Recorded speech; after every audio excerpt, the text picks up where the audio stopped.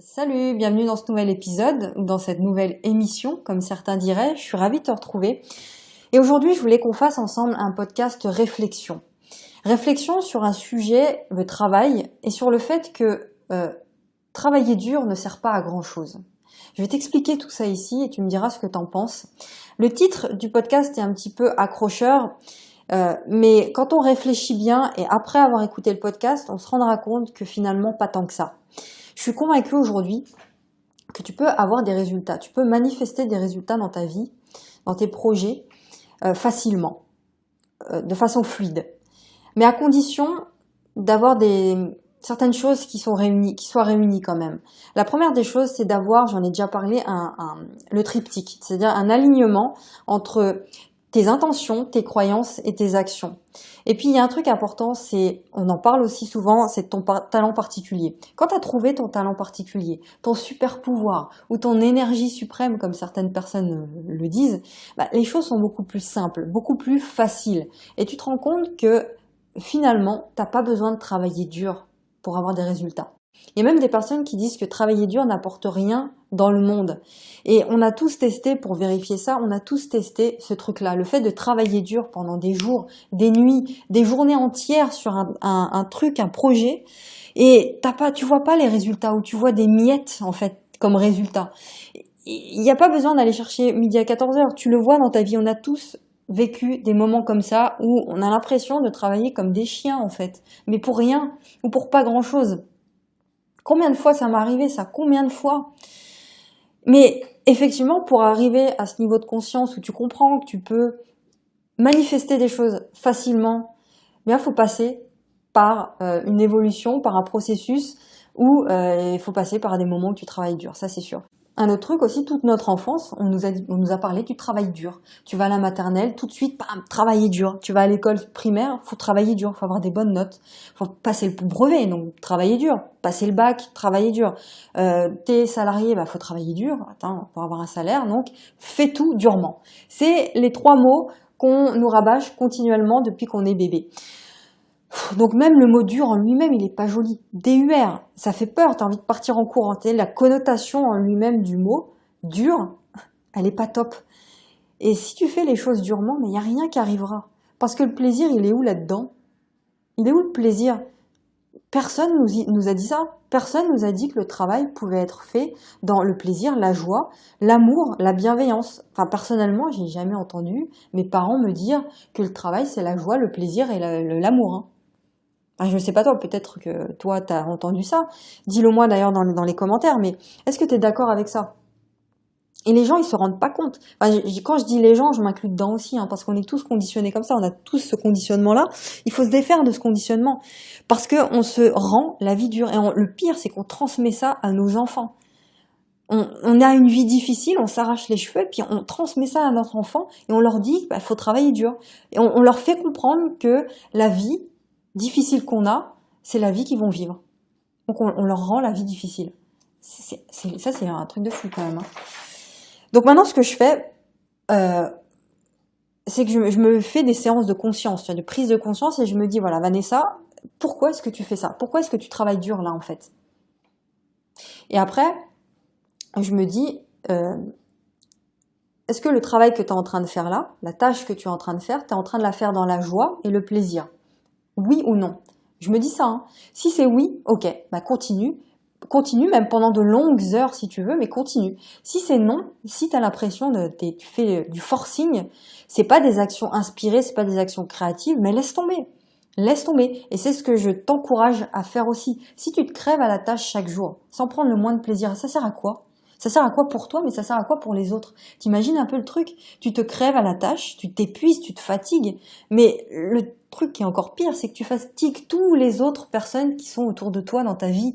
Tu fatigues ton compagnon, ta compagne, tes enfants, tes parents, tes amis, tes collègues quand tu fais ça. Donc ça sert à quoi au final? Pareil dans le business, C'est pareil dans le business, quand tu te tues à rendre super dur la moindre tâche que tu fais chaque jour, imagine ce que tu fais vivre aux gens que tu vas aider. Si toi, tu es en train de monter un business où tu vas aider des gens, imagine si toi, tu as déjà du mal à t'aider toi-même dans ton business pour le monter, mais imagine ce que tu vas transmettre aux autres. tu vas faire vivre des trucs de ouf aux gens, des trucs difficiles. Donc je me dis maintenant que quand je prends plus de plaisir à faire un truc, que je me tue à faire une chose, bah, je préfère laisser tomber. Je préfère aller me balader. Voilà, ce que je vais te dire là, c'est 2 recommandations que je m'applique à moi-même et ce que je t'encourage à faire. C'est quand tu prends plus de plaisir, tu laisses tomber, tu vas te balader, tu fais autre chose et tu reviens par la suite. Ou alors carrément, tu continues la même tâche, mais tu l'appréhendes d'une manière différente. Tu l'appréhendes avec beaucoup plus de simplicité. On l'a vu dans le podcast d'hier, dans le dernier podcast, de rendre les choses simples. Le but, c'est de ressentir de la joie quand tu fais les choses dans ton projet, pour transmettre cette joie-là aux autres. Donc, simplifie les choses, appréhende la tâche, enfin ton projet d'une manière différente, avec une vision différente, avec de nouvelles lunettes, sous un angle différent. Ok ? Voilà, donc la conclusion de tout ça, c'est que le travail dur ne te fera pas réussir pour autant.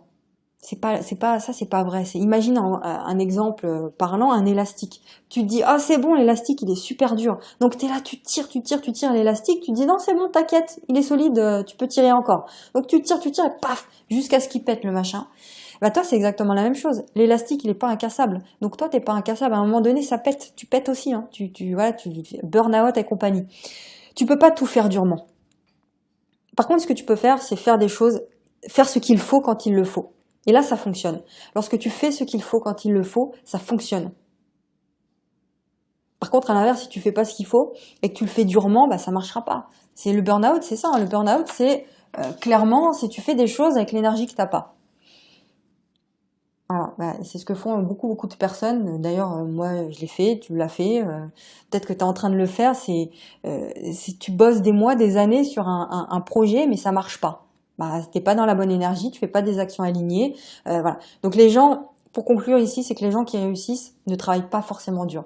Ils savent juste ce qu'il faut faire avec l'énergie qu'ils ont au moment opportun. C'est ça qu'ils font dans leur travail et c'est pour ça qu'ils réussissent. Tu dois faire ce qu'il faut quand il le faut, sinon ça fonctionne pas. Et c'est quoi faire ce qu'il faut? C'est avoir cette clairvoyance-là à l'intérieur de toi. Savoir qui tu es, avoir déterminé tes valeurs, tes besoins, ton talent particulier. C'est tout le travail qu'on fait dans les différents podcasts pour que tu puisses vivre enfin d'une activité qui te permet d'exprimer tout ça. Et là, tu n'auras pas l'impression de bosser, ce sera fluide. Tu auras des résultats que tu n'imaginais pas avoir en bossant si peu, parce que tu fais des bonnes choses, tu fais les actions justes, tu ne fais pas de forcing.